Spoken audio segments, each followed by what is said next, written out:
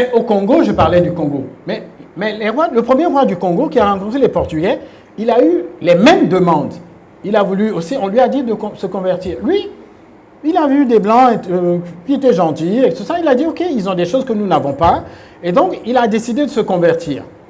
Et donc, il est devenu chrétien. Et il a invité toute sa cour, ses ministres, à se convertir. Ils ont même adopté le système de gouvernance politique européen. Ils sont devenus rois, princes, ducs, barons, marquis, je ne sais pas quoi encore, etc., duchesses, etc., etc. Ils ont construit une cathédrale en Banza, Congo. Mais qu'est-ce qui va se passer 20 ans plus tard?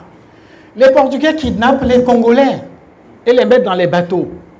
Mais l'esclavage était interdit, comme dans l'Empire du Bénin, était interdit dans l'Empire du Congo. Et l'empereur du Congo est qui au roi du Portugal? Je vais vous lire, je pense, la citation. D'abord, Kenvi Logosa dit ceci.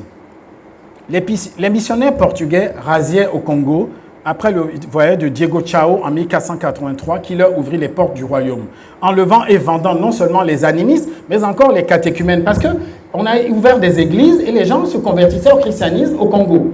On est en 1480. Hein. Et même un des princes du Congo va être devenu évêque à Rome. Et donc,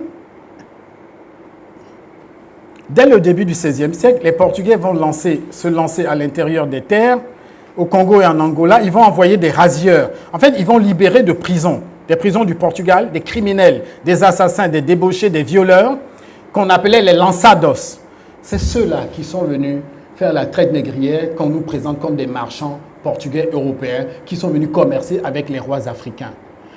Il y a eu, vous voyez au Congo, des accords diplomatiques et même religieux. Des rois se sont convertis. Et pourtant, les Portugais envoient ces criminels-là pour attaquer les populations civiles congolaises et les déporter en esclavage. Les témoignages sont nombreux. Je reviendrai tout à l'heure là-dessus, mais je vais juste citer en passant, en Sierra Leone, les Manés de Sierra Leone vont résister. Les Bijagos de Guinée, la Guinée-Bissau, à la fin du XVIe siècle, ce sont les plus grands résistants dans cette région-là, à la traite négrière. En Afrique centrale, les Luba vont organiser des expéditions militaires, les Lunda, les Imbagala, du XVe au XVIIe siècle.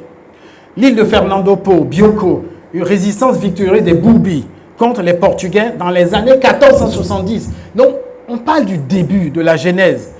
Nos ancêtres ne se sont pas assis parce que l'esclavage aurait existé chez eux et commercé avec les Européens. Non. Dans toutes les régions d'Afrique, il y a eu des résistances.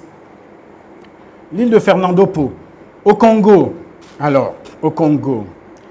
il va y avoir donc une rébellion militaire dirigée par un prince, le prince Mpanzu, en 1506. Vous voyez, 1506 contre Nzinga Vemba, c'est-à-dire un prince se révolte contre l'empereur, le roi du Congo, qui s'est converti au christianisme, et celui qui avait été mis au pouvoir par les Portugais. Le roi Nzinga Vemba a été mis au pouvoir par les Portugais, celui qui s'est converti au christianisme. La même chose va se passer ici au royaume de Sahel, ici. Non, avant. Je vous parle de 1600, 200 ans avant, dans 2 ans. Je parle du royaume de Sahel, ici, à Savi. Oui, chez les Kweda, ici. Quand le dernier roi indépendant de Sahel va mourir, qui va désigner son fils comme roi, ce sont les Portugais, les Européens qui vont venir au Conseil royal pour dire non, ce n'est pas ce prince qui soit le nouveau roi de Sahel, c'est celui que nous avons choisi qui soit le nouveau roi. C'est comme ça que le royaume de Sahel a perdu son indépendance. Et donc ça, vous voyez, en 1506 déjà, un roi du Congo a été mis en place, Nzinga Vemba a été mis en place par les Portugais. Et donc le prince Mpanzu va organiser une rébellion militaire contre ce prince-là qui a été mis au pouvoir. Ils vont renverser le roi négrier, parce que voilà un autre roi africain mis en place par les Portugais qui participait à la traite négrière. Les Jagas vont organiser une expédition pour renverser ce roi. En 1568, nous sommes au XVIe siècle, parce qu'il avait été mis au pouvoir par les Portugais. En Angola, il va y avoir des expéditions, la reine Zinga, bien sûr, contre les Portugais au XVIIe siècle. Pendant 30 ans, elle va faire la guerre, résister contre la traite négrière des Portugais. À Sao Tomé, la résistance des nègres angolais, parce que Sao Tomé, les Angolais capturés sont mis là-bas, dans les plantations expérimentales. Et donc, ils vont résister aux Portugais de 1530 à 1884. Des attaques récurrentes à main nue des populations côtières contre les navires négriers pendant 4 siècles de traite négrière, de razzia négrière. L'Oba du Bénin, j'en ai parlé tout à l'heure. Voilà la lettre du roi Nzinga Mvemba. Lui-même, ce roi-là qui a été mis en place par les Portugais, qui était converti, qui avait une cathédrale dans sa capitale, lui-même, lorsque les kidnappings, les enlèvements, le dépeuplement de son royaume a commencé à se faire, il a écrit au roi du Portugal en 1526. Cette lettre, tous les enfants africains devraient l'apprendre à l'école. Je vous lis un extrait. Lettre au roi du Portugal, du roi du Congo, Nzinga Mvemba. Chaque jour, les marchands portugais enlèvent nos sujets, enfants de ce pays, fils de nos nobles et vassaux, même des gens de notre parenté, y compris des princes, sont enlevés. C'est notre volonté que ce royaume ne soit ni un lieu de traite, ni de transit. Ni de traite, ni de transit. C'est-à-dire que non seulement on n'enlève pas des gens d'ici, mais si des Africains capturés dans d'autres royaumes, on veut les faire passer dans des convois de captifs à travers le royaume du Congo, il interdit cela.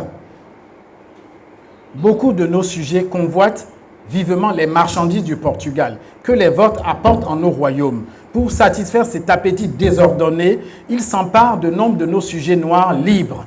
Ils les vendent après avoir acheminé leurs prisonniers sur la côte en cachette ou pendant la nuit pour n'être pas reconnus. Dès que les captifs sont au pouvoir des hommes blancs, ils sont aussitôt marqués au fer rouge.